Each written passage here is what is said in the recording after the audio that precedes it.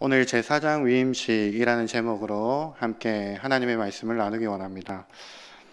저를 처음 보는 많은 사람들이 저에게 가장 많이 하는 말은 이런 말입니다. 참 외국인처럼 생겼다라는 말입니다.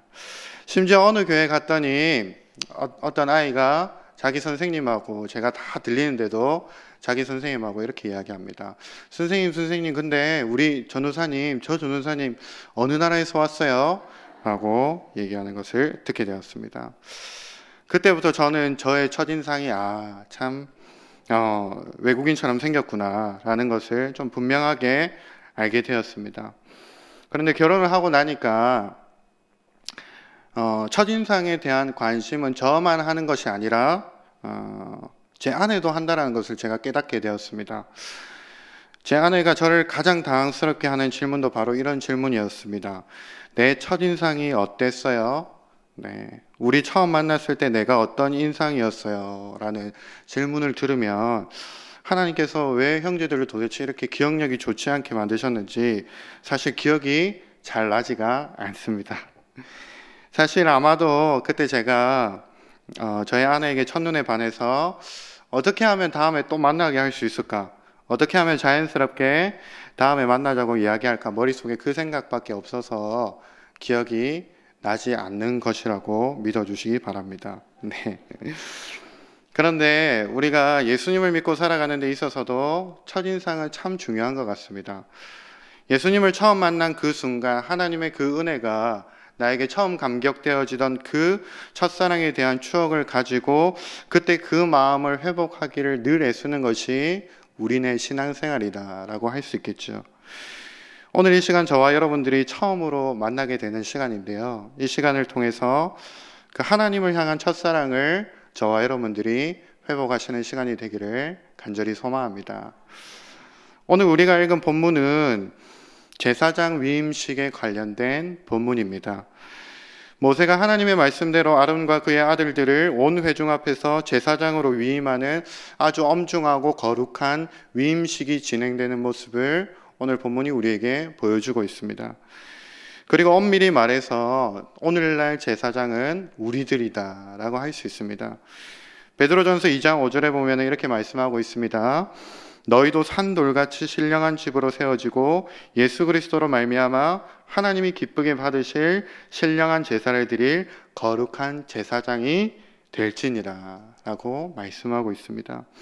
여기서 너희는 누구입니까? 베드로전서가 당시 소아시아에 흩어진 모든 성도들에게 쓰여진 편지임을 생각해 보면 너희는 믿는 모든 성도들을 의미합니다.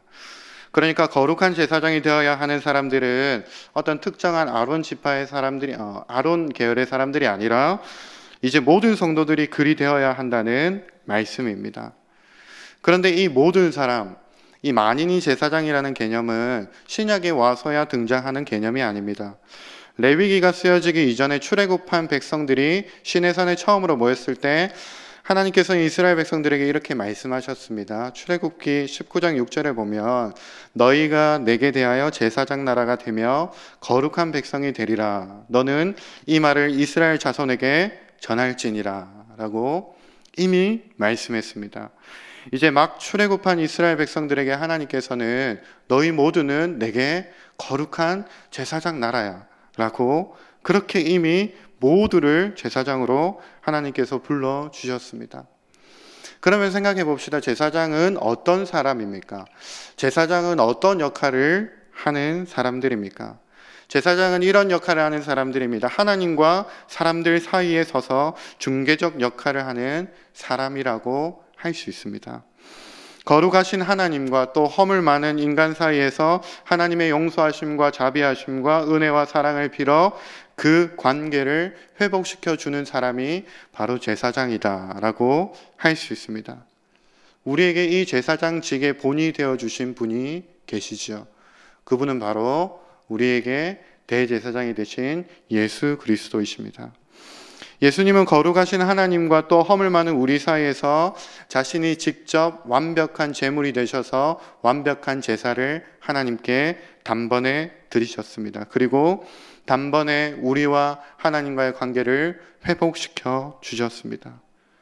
예수님께서 이 제사장직을 수행하신 방법은 무엇이었습니까? 자기 깨어짐이었습니다. 자기를 깨뜨려 또 다른 생명을 낳는 방식이었습니다. 쉽게 얘기해서 내가 죽어 그들이 살 수 있다면, 내가 죽어 그들이 사는 것이 바로 우리의 대제사장 되신 예수 그리스도의 모습이셨습니다. 오늘 이 자리에 모인 저와 여러분들 모두가 오늘 본문을 통해 제사장으로서의 부르심을 다시 한 번 더 회복하시는 시간이 되기를 바랍니다. 예수님을 믿고 나 혼자 잘 살아봐야지, 나 혼자 잘 되었다는 정도의 삶이 아니라 나를 통해 누군가가 살아야 하고 내 삶을 통해 하나님과 단절된 세상에 어떻게 보면 공적인 제사장으로 부르신 이 부르심을 확인하는 시간이 되기를 간절히 바랍니다. 오늘 제사장 위임식의 시작은 이렇습니다. 오늘 우리 본문 1절을 함께 읽어보면 좋겠습니다. 1절입니다. 함께 읽어보겠습니다. 시작. 여호와께서 모세에게 말씀하여 이르시되. 오늘 본문에서 아론과 그의 아들들을 제사장으로 세우기 위해서 가장 먼저 일하신 분은 여호와 하나님이십니다. 여호와 하나님께서 모세에게 이렇게 말씀하셨습니다. 아론과 그의 아들들을 모으고 또 위임식에 필요한 의복과 기름과 속죄제물과 또 무교병 한 광주리를 준비하고 온 회중을 모으라고 말씀하신 것이 바로 오늘 일의 시작입니다. 사실 우리가 레위기를 차근차근 읽다 보면 이 여호와께서 모세에게 말씀하여 이르시되 라는 말씀은 굉장히 의도적으로 자주 등장합니다. 모세 오경 중에 가장 짧은 27장밖에 되지 않는 이 레위기에 이 말씀이 무려 36번이나 반복되는데 이것은 이 말씀이 레위기를 푸는 핵심이라고 할 수 있겠죠. 우리가 생각해 보면 세상의 모든 종교에는 이 레위기와 같은 제사법이 존재합니다. 이 제사법과 같은 이 제의적인 행동이 있죠.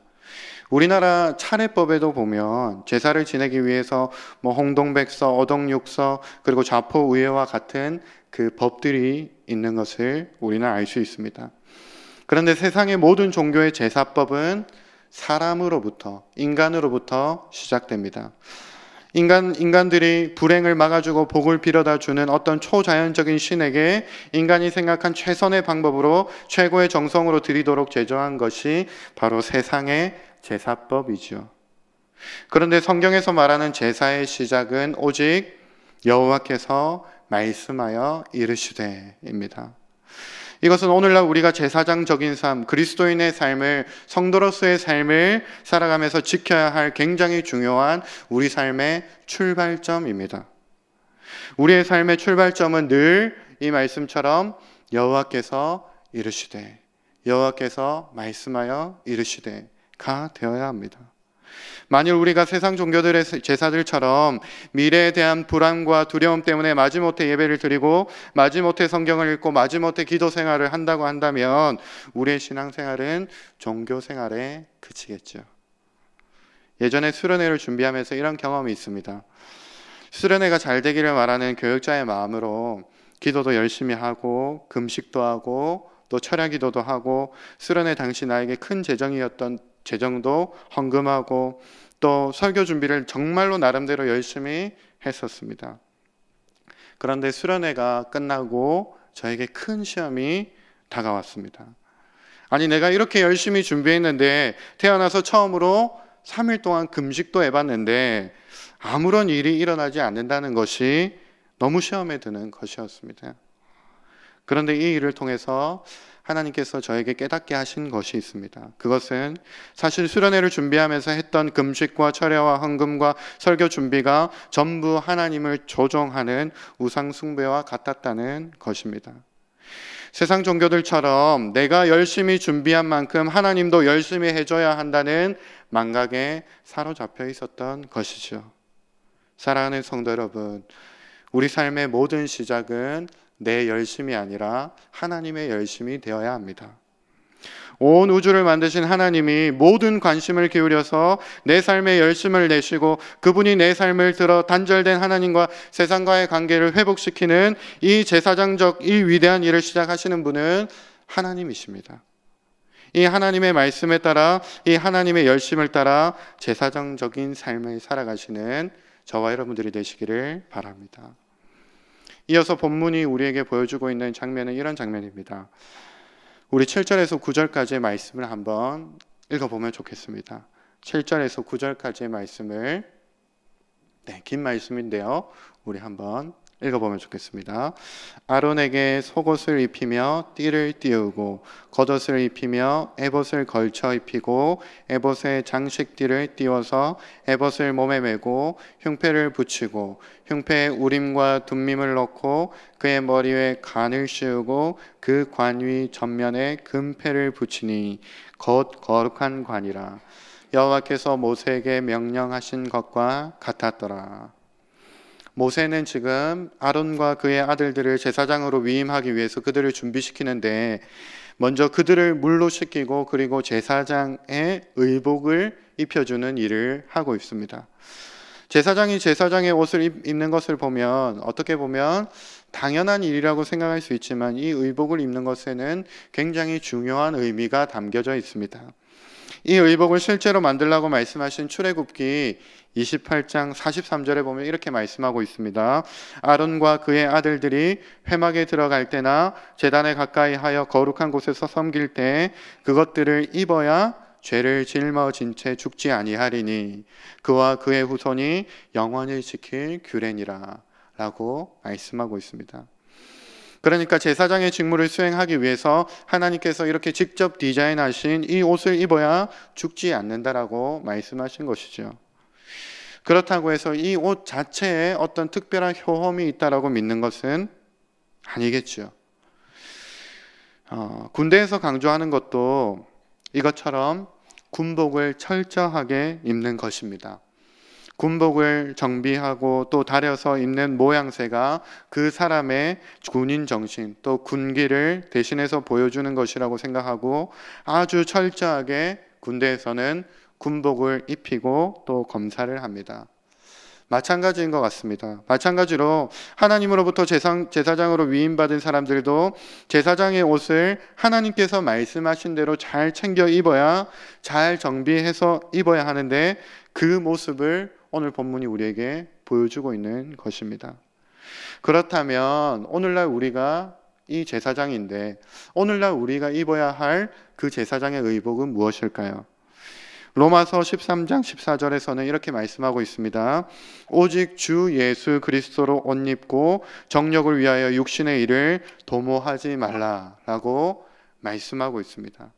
다시 말해서 다른 사람이 나를 볼 때 저 사람은 예수 믿는 사람이야, 저 사람은 아무리 봐도 저 사람의 삶을 볼 때 저 사람은 예수 믿는 것이 확실해 라고 말할 수 있는 삶의 표지가 우리 가운데 있어야 한다라는 그러한 말씀이겠죠. 이스라엘 백성들이 제사장들의 의복을 보고 저 사람은 제사장이구나 라고 알아보았던 것처럼, 세상 사람들이 우리의 삶을 보고 예수 믿는 사람이라는 것을 우리가 알 수 있도록 우리가 그런 삶을, 그런 의복을 입는, 예수 그리스도로 옷 입는 삶의 표지가 있어야 되는 것을 오늘 본문이 말하고 있다라고 생각합니다. 사랑하는 성도 여러분, 우리는 예수 믿고 나 혼자 잘 사는 정도가 아니라 예수 그리스도로 옷 입어서 예수님을 보여줘야 하는 공적인 제사장으로 부름받은 사람들입니다. 그런데 때로는 이 의복이 너무 무거울 때가 있습니다. 예수님을 믿는다는 이유로 세상적인 많은 손해를 봐야 할 때도 있죠. 그런데 구주 되신 우리 예수님은 이런 연약한 인간의 몸을 입고 아주 대범하게 우리에게 이렇게 선포하셨습니다. 마태복음 11장 28절에서 30절의 말씀에 보면 수고하고 무거운 짐진 자들아 다 내게로 오라. 내가 너희를 쉬게 하리라. 나는 마음이 온유하고 겸손하니 나의 멍에를 메고 내게 배우라. 그리하면 너희 마음에 쉼을 얻으리니 이는 내 멍에는 쉽고 내 짐은 가벼움이니라. 아니, 예수님을 믿고 제사장과 같은 이런 공적인 존재가 되어서 내 삶을 통해 예수님을 보여줘야 하는 것이 이렇게나 부담스럽고 이렇게나 무거운 의복인데, 도대체 예수님은 어떻게 이런 말씀을 하실 수 있는지 때로는 우리가 이해가 되지 않아 보입니다. 그런데 이렇게 고백되어지는 것이 우리의 삶의 신비라고 할 수 있습니다. 예수님을 위해 살고 제사장으로서 내가 죽어 다른 사람이 사는 방식, 내가 깨어져서 세상이 사는 방식으로 이렇게 사는 것이 너무 무겁고 너무 손해볼 것 같고 너무 죽을 것 같지만 막상 살아보면 나 예수 믿기 너무 잘했어. 나 예수님 믿는 것 때문에 너무 행복해. 라고 고백되어지는 것이 우리의 삶의 신비라는 것이죠. 사랑하는 성도 여러분, 우리가 제사장으로 부름받은 그 부르심에 합당한 옷을 정비해서 입으면 사명이 상황을 압도하는 일이 일어납니다. 군인이 군복을 입을 때, 사복을 입을 때와는 그 정신이 다르고 그 군기가 달라지는 것처럼 우리도 날마다 예수 그리스도로 옷 입을 때 우리 인생의 참된 기쁨과 영광이 무엇인지 깨닫게 되고 사명이 상황을 압도하는 일이 벌어지게 됩니다. 이 자리에 모인 저와 여러분들 모두가 이 예수 그리스도로 옷 입어 사명이 상황을 압도하고 상황에 따라 사는 삶이 아니라 사명이 주어진 대로 사시는 저와 여러분들이 되시기를 간절히 소망합니다. 마지막으로 오늘 본문이 우리에게 보여주고 있는 장면은 기름 부음의 장면입니다. 오늘 본문 10절에서 12절까지 모세는 하나님께서 말씀하신 대로 이제 관유를 가져다가, 쉽게 얘기해서 기름을 가져다가 성막과 그 안에 있는 모든 것에 붓고 또 관유를 직접 아론에게 붓는 행위를 보여줍니다. 그런데 이렇게 기름을 붓거나 바르면 공통적으로 나타나게 되는 현상이 있는데 그것은 그 대상이 거룩해진다는 것입니다. 10절에 보면 모세가 관유를 가져다가 성막과 그 안에 있는 모든 것에 발라 거룩하게 하였고, 11절에 또 제단과 7번 뿌리고 또 그 제단과 그 모든 기구와 물두멍과 그 받침에 발라 거룩하게 하고, 12절에 또 관유를 아론의 머리에 붓고 그에게 발라 거룩하게 하고 라고 말씀하고 있습니다. 이것은 하나님께서 말씀하신 관유, 기름 자체에 어떤 특별한 효험이 있기 때문에 이렇게 하면 실제로 사람도 물건도 다 거룩해진다라는 그런 의미는 아닐 것입니다. 만일 우리가 그렇게 믿는다면 미신과 마술이 넘쳐났던 중세신앙에서 우리는 벗어나지 못하고 있는 것이겠죠. 그럼 본문에서 말하고 있는 것은 무엇입니까? 거룩이라는 것은 우리에게는 없는 하나님께만 속한 속성인데 어떤 대상이든 하나님께서 자기 자신의 영광을 드러내기 위한 수단과 표현과 방식과 존재로 그 대상에게 기름 부으면 그것이 거룩해진다라는 것을 우리에게 보여주고 있는 것이죠. 여기서 그렇다면 기름 부음 받고 있는 아론은 누구입니까? 아론은 모세가 십계명을 받으러 산에 올라가 있을 동안 밑에서 백성들과 함께 금송아지를 만들어다가 우상 숭배를 주도했던 주범이었습니다. 이런 사람을, 아니 이렇게나 거룩과 거리가 먼 사람을 하나님께서 기름 부어 세우시니 그가 거룩한 대제사장이 되었다라는 것을 우리에게 보여주고 있습니다. 이것이 또한 오늘날 성도라고 불려지는 우리의 모습이라고 할 수 있습니다. 우리 안에 어떤 부분도 거룩하다 할 수 있는 것이 하나도 없지만 하나님께서 주권적으로 우리를 택하셨기 때문에 우리 모두가 거룩한 성도라는 그 이름을 가지고 살아가고 있습니다. 그래서 고린도후서 1장 21절에는 이렇게 말씀합니다. 우리를 너희와 함께 그리스도 안에서 굳건하게 하시고 우리에게 기름을 부으신 이는 하나님이시니라고 말씀하고 있습니다.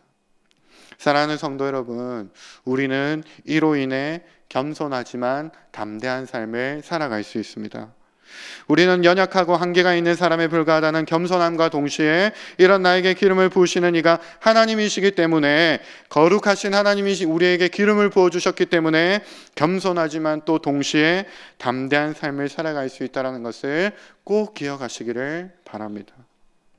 이제 말씀을 좀 맺기 원합니다. 지난 주일에 강사로 오신 김대진 목사님을 제가 부산역까지 모셔다 드리게 되었습니다. 부산역까지 가는 길에 이런저런 이야기를 하다가 제가 이런 질문을 하게 되었습니다. 아니 목사님, 이렇게 교회가 또 다음 세대가 어려운 시대에 있는데 그러면 저는 어떻게 해야 될까요? 그러면 우리 다음 목회자들은, 우리 젊은 목회자들은 좀 어떤 거를 준비해야 할까요? 라고 좀 목사님에게 팁을 얻기 위해서 이런 질문을 드렸습니다. 그런데 그 목사님께서 아주 담담하게 이렇게 말씀해 주셨습니다. 강도사님, 하나님이 또 하실 거예요. 하나님께서 이 시대 가운데 또 일하실 거예요. 어느 시대나 어려운 시대는, 어렵지 않은 시대는 없었어요. 그런데 그때도 하나님이 일하셨잖아요. 지금도 하나님께서 사람을 세우시고 교회를 세우셔서 또 하나님께서 일하실 것이에요 라고 저에게 그렇게 이야기해 주셨습니다. 성도 여러분, 우리가 어떤 상황과 환경과 어려움 속에서도 실망하고 낙심하고 좌절하지 말아야 할 이유가 여기에 있습니다. 하나님께서 일하시기 때문입니다. 우리는 그 하나님의 제사장으로 부름받아서 그저 하나님께서 말씀하여 이르신 대로 또 그저 하나님이 입혀주시는 그 거룩한 옷을 입기만 하면 또 즐거이 헌신하면 하나님이 하시기 때문에 우리는 결코 낙심할 수 없고 우리가 소망과 기쁨과 감사로 그 제사장직을 감당하면서 살아갈 수 있습니다. 그래서 시편 기자가 이렇게 고백합니다. 주의 권능의 날에 주의 백성이 거룩한 옷을 입고 즐거이 헌신하니 새벽 이슬 같은 주의 청년들이 주께 나오는도다. 이 자리에 모인 저와 여러분들 모두가 이제 하나님을 바라보시고 정말로 다시 한번 주와 복음을 위해서 제사장직의 역할을 각 부르신 곳에서 감당해 내시면서 멋지게 살아내시는 성도님들이 되시기를 간절히 소망합니다.